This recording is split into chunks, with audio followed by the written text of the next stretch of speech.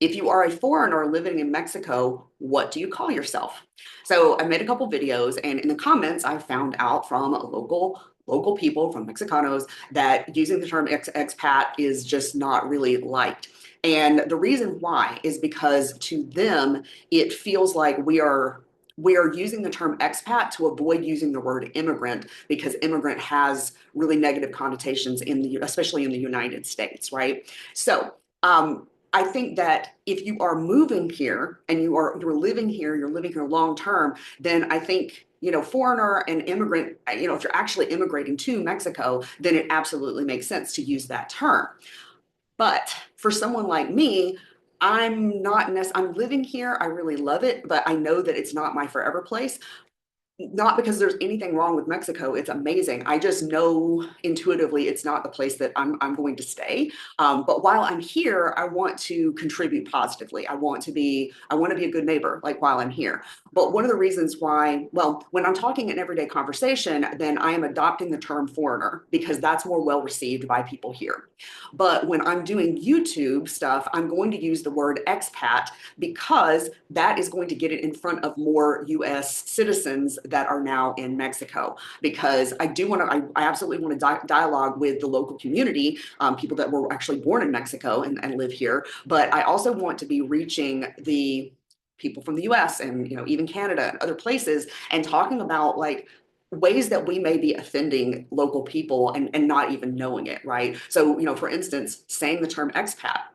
And what was interesting about this is that, or also digital nomad applies. Now, I've heard people don't like that term as well, but if you are working remotely and you're just, visiting for a long term, then I wouldn't use the word immigrant for that because you're not trying to immigrate to that country. But, maybe when you're talking to locals, you just use the term foreigner or tourist, and don't use digital nomad or expat because it's just not well received.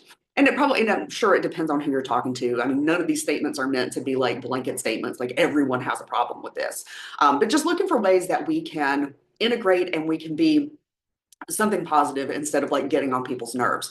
So, and I mean, these are minor things. There's much bigger things that need to be addressed, but this is one of the things that's come up. So I wanted to address it. Okay. So,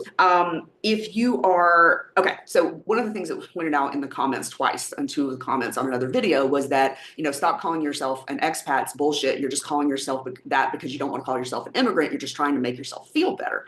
And what was interesting, I'm not going to fight. If you're here to fight in my comments, I'm going to either ignore you or I'm going to block you. This is not the place for fighting. This is a place for respectful discussion. And you can be angry about things, but if you're wanting to be provocative and like try to provoke me to fight you, it's not going to happen. If you're trying to attack other people in my comments, it's not going to happen. So just move on. But when people put things in, like it has got me thinking about things. And so when I first, responded to the first comment that was like, stop with the expat bullshit, you're an immigrant. I was like, okay, immigrant works too. And I just, walked away from it. But then I did, because I try to be a self-aware person. I am a self-aware person. Not 100% of the time, which is why it's important for how to have these conversations in this discourse, right? So we can find out where our blind spots are because they're fucking blind spots. We don't know where they are. And so, but I stepped back and I was like, okay, how does it feel when I say I'm an expat? And then I was like, how would it feel if I said, hi, I'm Heather, I'm an immigrant? And it did hit me different. And that's not a conscious bias that I have. I think all racism is stupid. I think judging people by where they're from or what culture they're from or what color they are, or what religion they are, I think is the dumbest shit ever. And I can't believe that it's 2025 and we're still doing this. But unconsciously, from living in the US and hearing the negative narrative about immigrants, even though every immigrant that I interacted with, they were nice people. They just wanted to like do their jobs and be safe and build some security for themselves in another country, right? But even though that was my experience, that common narrative about immigrant being a bad thing had apparently, seeped into my brain. And I find it interesting and I find it really sad. But I'm also really glad that now I'm aware of it.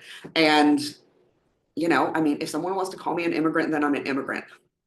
When I find the country that I'm going to stay in long term, that's when I will consider myself an immigrant. Until then, I will be a visitor, I will be a foreigner. And again, I will still continue to use the word expat because that's what's going to get US citizens' eyes on my stuff. because by and large, that's who I want to have this conversation with, about how if you were going to come to Mexico or any other country, you want to go there with the attitude to be like a casual ambassador, an unofficial ambassador, to show people the best of who you are, not, feed into any negative stereotypes. And, just be respectful. Learn a little bit of the language, learn the culture, learn the traditions. You don't have to participate in them if you don't agree with them or you don't like them. You don't have to assimilate. I'm going to make another video about that actually, but definitely be respectful. Okay, that's all I want to talk about here. Let me know what you think about in the comments if you don't want to fight. All right, and I'll see you in the next video.